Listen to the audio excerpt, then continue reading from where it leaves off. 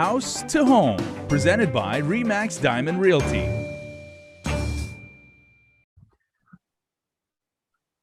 If we have learned anything from doing this segment over the last 6+ years, it's that when I give nicknames, it haunts me forever.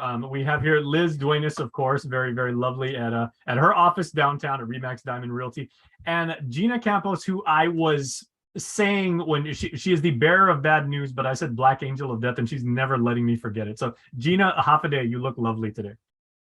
Thank you. That's not going to cut it, but thank you. Okay, well, cupcakes are in the mail. Or I'll call one of the delivery services. They can bring it to you and everything. How about if I give you some land? Will that make you happy as a realtor? Oh yeah. Can I tell you where? Yeah. What I want. Well, and that's actually what we're talking about today, because we've been leading up to what you can do with land, how you can build and everything like that. So we are starting literally, ladies, right from ground zero, and say if you have land and you want to build your dream home or build a property for investment purposes, this is Liz and Gina's pro tips on what to do. So where do we start? Well, many individuals come to us and they said, I have land. And then we would say, okay. They would say, well, it was given to me by my grandmother. And then we find out the title wasn't vested. So Gina and I wanted to kind of talk about, if you have land, what do you need to do if you want to build, especially now with the housing shortage. So if you have land, at least if you think you have land, because either your parents gave it to you supposedly, or your grandparents gave it to you. So technically, if they don't pass title to you, they did not give you the land. Yeah, we're hearing a lot, the locals talk about, well, we got land, but what does that mean? So if you have land, the first thing Gina and I would ask, what is the lot number? And we would do research to see, okay, whose name is vested in the property? If Jason, you came to us, okay, we want to look at the title first. We have a system that we can go and check, but it's not a sure thing until we get a preliminary title research, and it'll state who the owner of that particular property. So the first thing we'll need is a lot number. And normally the lot number, it'll say a lot number, a block number, and a tract number. So we'll need that to go to the title company to say, can you do a preliminary title research? We want to see who owns this property. And sometimes people say, yes, we own it. However, it'll say estate of John F. Cruz, for example, and it's not vested in the individual who wants to build on that property. So you see how critical it is. I mean, that's one of the first steps. So Gina and I wanted to kind of go over the different steps to determine you're going to build on this lot. First of all, is it vested in your name, right? And that's the first step. Gina, you want to go into the next step? Yeah.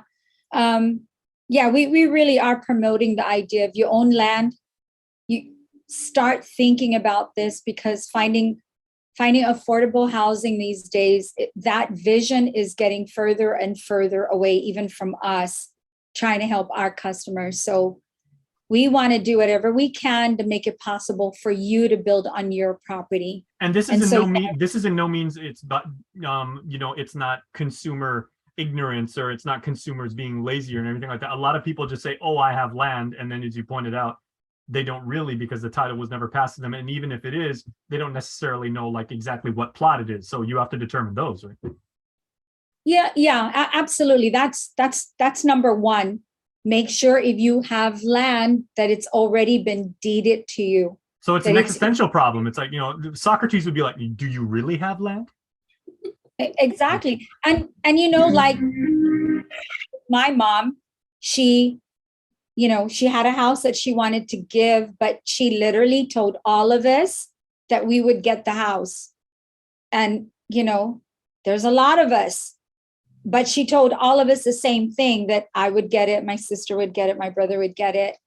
But we never, the property was never deeded to us. And the reason we're telling you check the title is because if you're going to need a bank loan, they're going to need to make sure that title's in your name. So the second step after you know the title's in your name, the second step is, and Liz mentioned you have to run the title report, or at least go down to revenue and tax and make sure there aren't any other issues running on that land, right? And if you need help with that, you just call us and we'll tell you, okay, where you at in your step, and we'll tell you which direction to go to next. But the next thing you need to verify is utilities. And that's a huge, huge problem here. So we haven't even started building yet. I mean, we are down to literally the rocks and the dirt, and now the infrastructure. We're going to start with the dirt. We're going to start, we don't recommend that you, let's say you're thinking of self-construction and you want to buy the concrete and the blocks and you want to start doing stuff. Before you do any of that, you need to check these items first. So the title, now the utilities. You take your map and you literally go down to Guam Waterworks and you let them know that you want to verify utilities, because what you're really looking for is, where's the sewer line in relationship to my property? And a lot of us know, like I've got property and I know there's no sewer line anywhere near my area. I can't even, I can't even drive I can't walk to the next sewer manhole because it's so far away. I wouldn't even want to do that. And this is coming from Miss Gina. You think about this stuff 24/7. Maybe Imagine not. Imagine a noob like me. Exactly. Yeah. So you take your map, you got to have the recorded map. You take it down to GWA and you go upstairs to engineering and you let them know that you're thinking about building a home and you want to know where are the closest utilities to this property. And they actually, they're really helpful. There's a department there that will give you that. And they will actually show you, okay, here's your property and here's the nearest area that you can connect your water line to. Now, after and then here's the sewer. The sewer is too far away. So if the sewer is more than 100 feet away from your property, then you're going to be allowed to do a septic tank. And remember, that's a completely different conversation. So if you want some guidance on that, then give us a call. We'll talk to you just about that separately, right? And it's also an expensive conversation too, right? Well, maybe not the conversation, but expensive. Not with us. It's not an expensive conversation. If you call us, we'll set up an appointment and we'll explain what you need to do. But let's pretend the sewer is not going to be near your property and you're going to do a septic tank. So that's fine. Your contractor, when you get to the point of being able to do the making the design of the home, then your contractor will help you the septic tank leaching field design also. But really what you're looking for is the water line. Do not take it for granted that because your lot is next to someone's house, that GWA will allow you to connect to the water line that's in the area. These days, that's not how it is. If you don't already have a 4-inch line or a 6-inch line in your area, GWA will make you bring it to your lot, or they're going to make you do the next 100 feet. Let's say your lot is 200 feet away from a 6-inch or a 4-inch line. They'll say that's 200 feet. So 100 feet of that, you were going to do 6-inch. And then after that, you could do the 2-inch. And for, it's complicated. That's why we want to process. So I'm thinking what I have to do is make sure that my cell phone bill is paid, because I'm going to have at least one conversation with professionals like yourself, and maybe like a nice good like bottle of Tums or some antacid, because this thing can be quite stressful, it sounds like. Yeah, the other thing with the water line is if the pressure, if there's so many homes in the neighborhood and water pressure isn't good, then they'll tell you you're going to have to hook up further down the line because the current water line is already stressed. Or if they allow you, they might require that you put in a water pump to boost your water pressure. So there are so many other factors that come into play when you're trying to connect to your utilities. And the other thing is, if someone already paid for the infrastructure to bring in the water lines and the power lines, sometimes there's a document that states whoever hooks up down the line will have to help defray the cost of the original individual that put in the power and the water.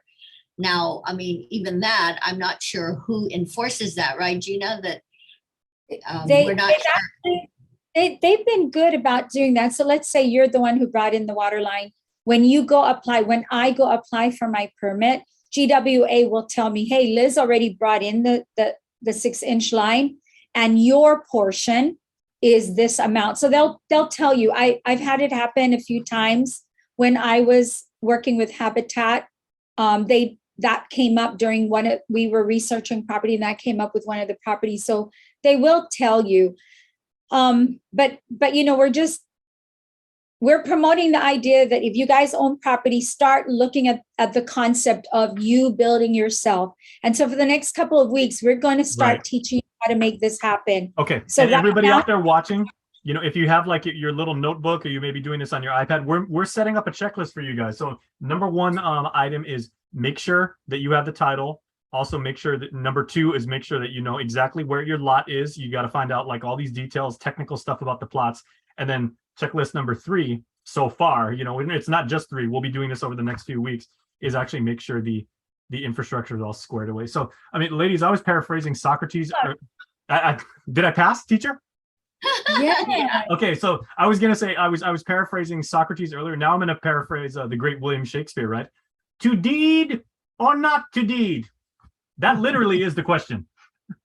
And hey, And you got to provide the answer to your realtor. One more thing, Jason, they need to know where the property is, because many times people think, oh, this is where my lot is, and it's totally not. Luckily, we have an aerial that if you came to me and you said, this is my lot number, we could at least check where the location is at, because some people think, well, this is my property, and it's not. It's under another individual state. Yeah, we've said this before. It's not like when you get like a car loan where they just say, oh, like draw me a map to your house and you can, you can draw that. I mean, this is way more involved. There's a lot of technicalities. There's a lot of legal things that come into play, and do not skimp on this part, ladies and gentlemen. So again, make your checklist, keep watching this show, subscribe to our YouTube channel, because we're going to teach you how to build on your property and get the house of your dreams. All right, so you got 3 checklist items to go square away. We'll see you next week for part 2. So Gina and Liz, thank you so much. Thank you. All right, we'll see you guys next week. Take care. Thank you, Jace. Bye.